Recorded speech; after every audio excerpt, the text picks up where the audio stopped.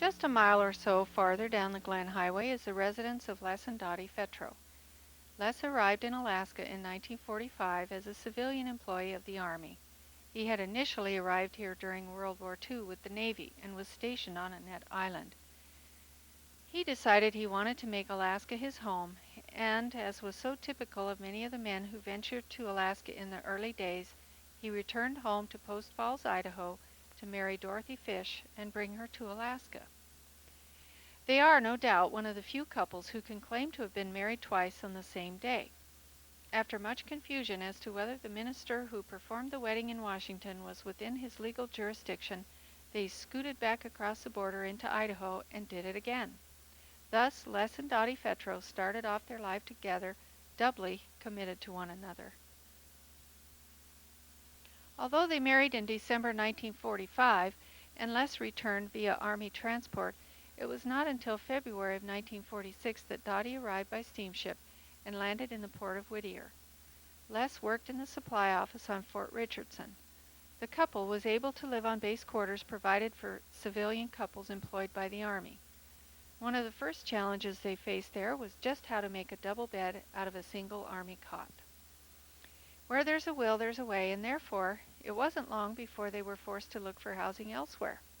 To their dismay, they learned that the housing on base was for childless couples only, so when Larry, the first of their 6 children, was born, they were desperately seeking a roof over their head. Les came out to Chugiak with Cloyce Parks to look over property near Cloyce and Justine's Chugiak property near mile 19 on the Glen Highway. Cloyce rented a small cabin on his property to them while they looked things over.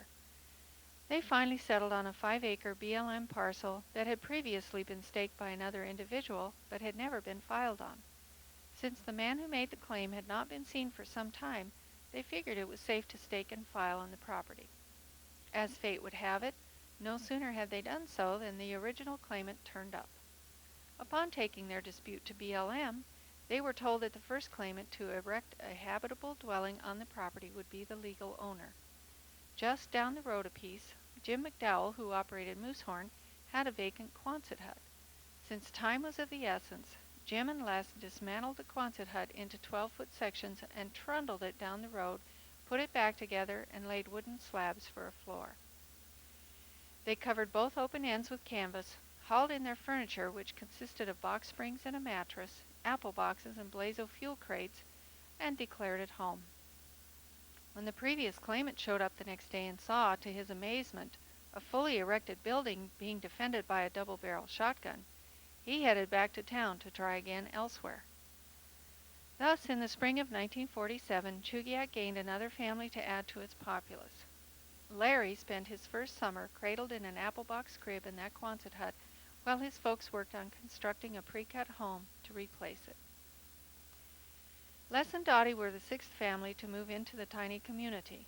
As was the case with most others in the area, they hauled water from available springs or creeks with buckets.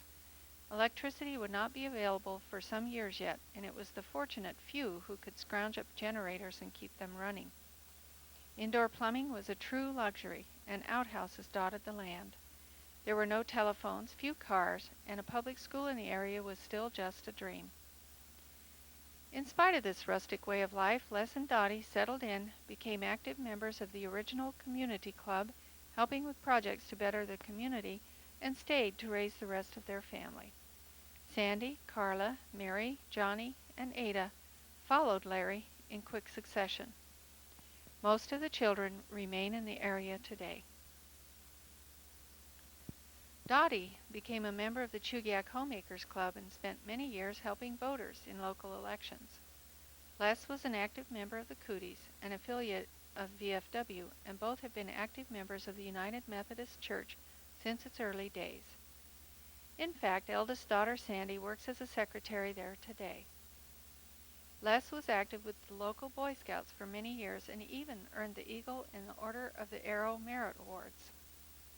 Les was also a member of the local drama club, the Chugiak Players.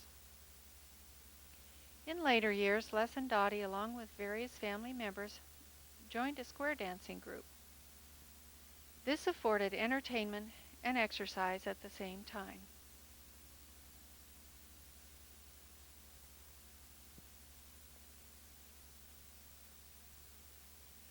In recent years, they have served as parade marshals for Chugiak's 50th anniversary celebration and the local Chugiak 4th of July parade.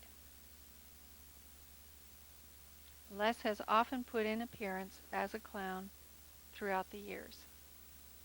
In 1996, they celebrated their own 50th anniversary, and in 1997 were instrumental in putting together the Historical Society's first parade float, complete with long-handled underwear, washboards, and blazo boxes.